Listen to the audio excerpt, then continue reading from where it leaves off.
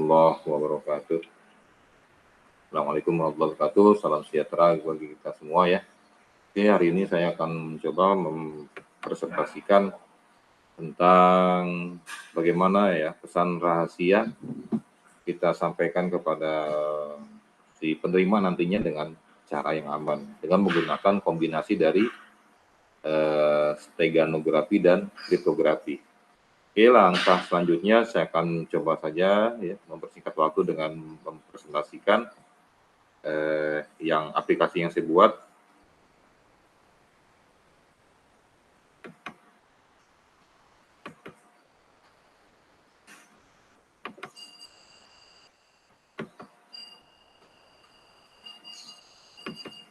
Ini ya, ini aplikasinya saya menggunakan Microsoft Access ya.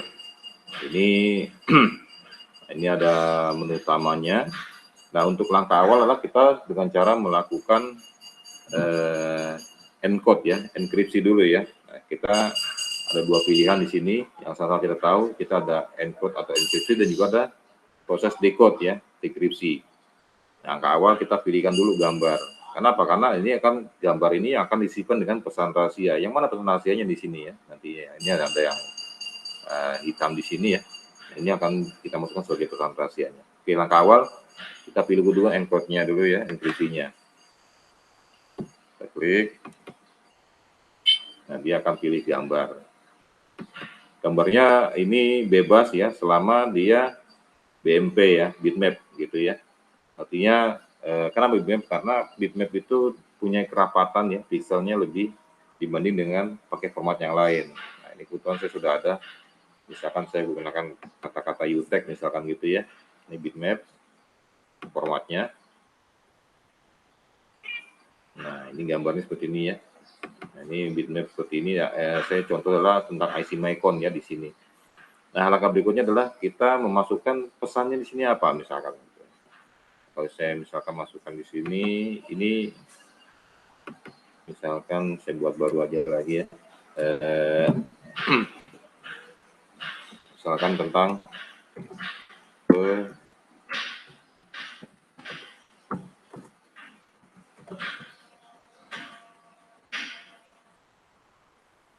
konsep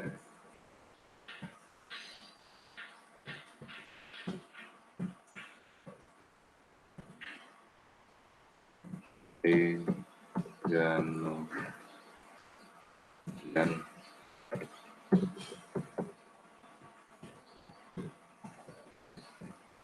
kriptografi. Ya. Oke. Ini kita masukkan proses encode-nya ya. Ini kita masukkan password sebagai public key-nya, ini bebas. Saya misalkan passwordnya saya bilang 1 gitu ya, misalkan. Nah, dia mulai melakukan proses encoding ya. Berarti dia pesan rasanya sudah dimasukkan ke dalam gambar. Ya. Oke. Nah, ini kalau kita misalkan menggunakan email corporate ya, di sini ada pilihan gitu ya. Emailnya siapa saja. Ini awalnya kita harus meregistrasi semua dulu di sini nih. Misalkan ada berapa orang gitu ya. Dari sini.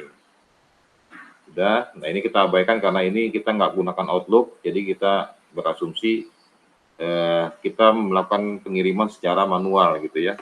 Oke. Langkah selanjutnya karena tadi kita berasumsi sudah kita kirim email, maka si penerima akan menerima file dari kita yang berupa tadi kita sudah file sepakat namanya ini UTEX, berarti nanti ada UTEX tapi dia ada penambahan underscore Rifki gitu ya, RFQ sebagai bukti kalau mereka sudah kita encode, kita kirim ke yang si penerima nantinya begitu ya. Oke.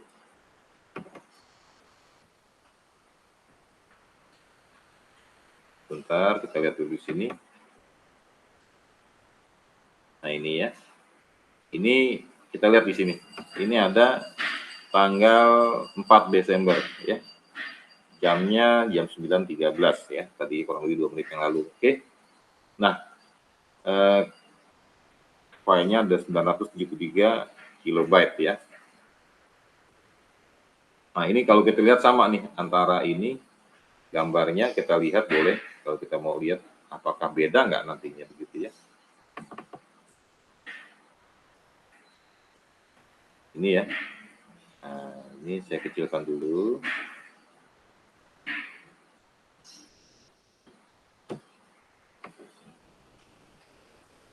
Oke. Dengan yang UTEK aslinya ya.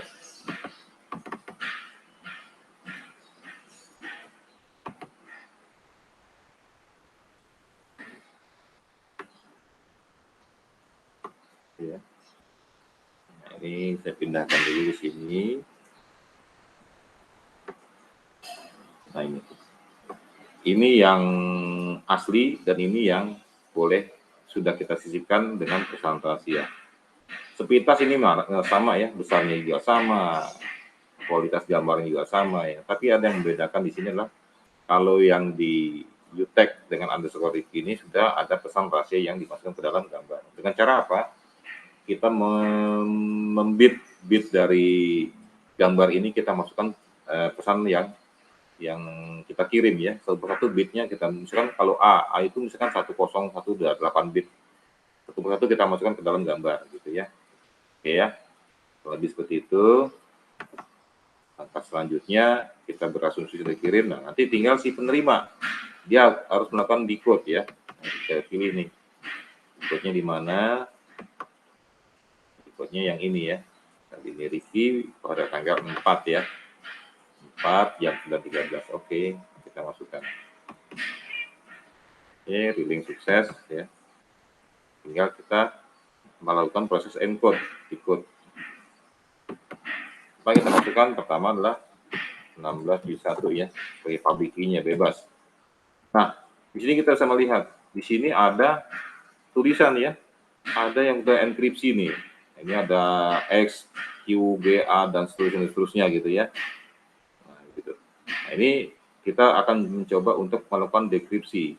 Nah, perlu diingat di sini kalau saya melakukan dengan konsep dia kita menggunakan timestamp ya. Jadi bergeraknya itu cache chipnya menggunakan timestamp. Artinya kalau yang standarnya adalah menggeser sebanyak n karakter, ini saya menggunakan dengan berapa karakter tekanan gitu ya. Jadi ini kalau saya lihat ada 9 ya. 9, 13, 20, 21 dan 23 ya. Nah, ini saya melakukan ada generate sendiri ya. Nah, ini ada kalau 0 sampai dengan 6, berikutnya 7 sampai dengan 13, 14 sampai dengan 20, dan ini kalau lebih dari 21 gitu ya. Ini saya kalau 0 sampai dengan 6, saya ada jenis sendiri dia plus ya, ada plus. Ini kurang, plus minus, mana minusnya? Minus. Bentar. Ya. Plus minus bagi kali. Ya. Oke, langsung saja saya akan demokan. Jadi 9 plus itu nah kita masukkan di sini dia. 9 plus, berarti 9 itu masuk kategorinya di antara 7 dan 13 range-nya, maka dia minus gitu ya. 13 sama dia masih minus, oke. 20 itu berarti dia bagi ya, bagi 21 itu bagi 21 kali ya, kali dan kali ya. Ini kalau kita nggak masukkan kode seperti ini, dia akan nggak mau keluar. Pesannya apa, dia nggak mau keluar ya. Blok dulu sini. Oke. Ya, 9, 13, 20, 9 itu 7, minus. Oke, 13 itu sama, minus 20 adalah bagi 21 kali dan 23 kali. Oke. Nah, untuk membukanya, mendekripsinya, kita harus double klik ini ya. Nah, masukkan tadi. Nah, ini kita masukkan 9, 13, 20, 21, 23 ya. Oke, kita coba enter ya. Nah, dia akan enkripsi ya, sesuai dengan apa yang kita buat tadi. Pengenalan konsep besar-besar, kecil-kecil, dan ini semuanya seperti ini saya buatkan begitu loh. Ya. Ternyata memang kelihatan memang terlalu sederhana ya, tapi yang perlu diingat adalah bahwa dengan konsep seperti ini ya, pertama saya akan melakukan di sini apa yang disebut dengan konversi biner ya.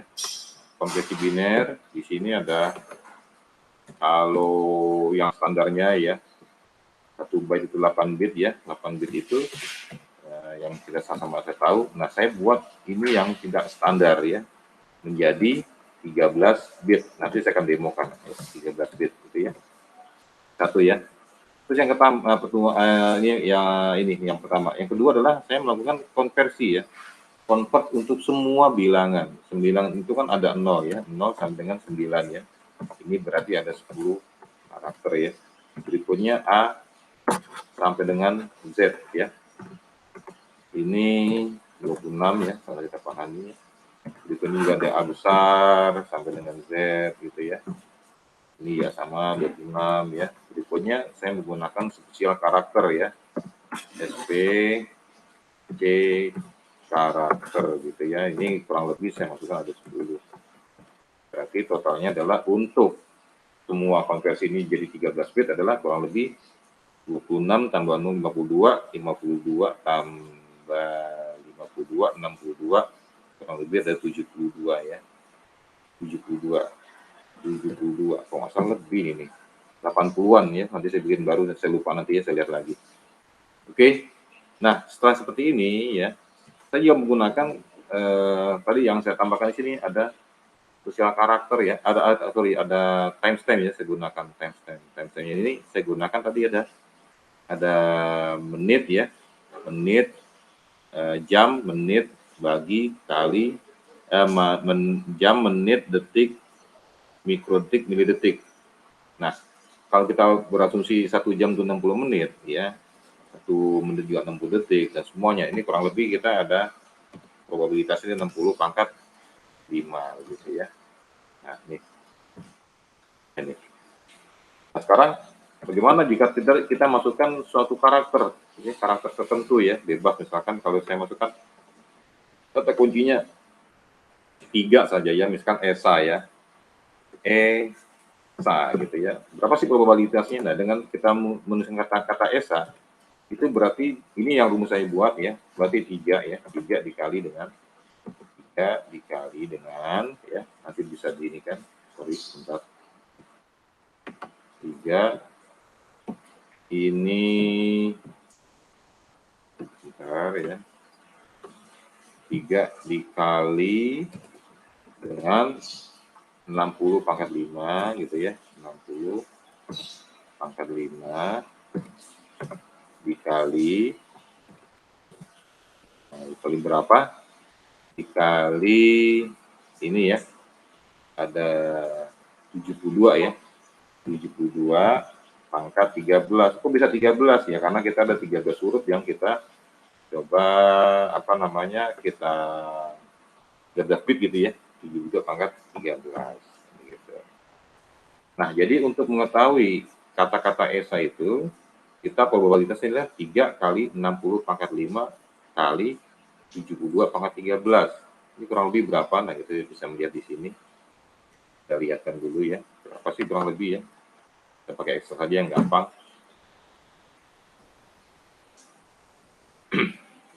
Nah, ini. Oke. Untuk kita tahu nih, berapa sih sebenarnya nih ya? 3 huruf saja, tapi probabilitasnya seperti itu. Tadi adalah kita masukkan dulu 3. Nih.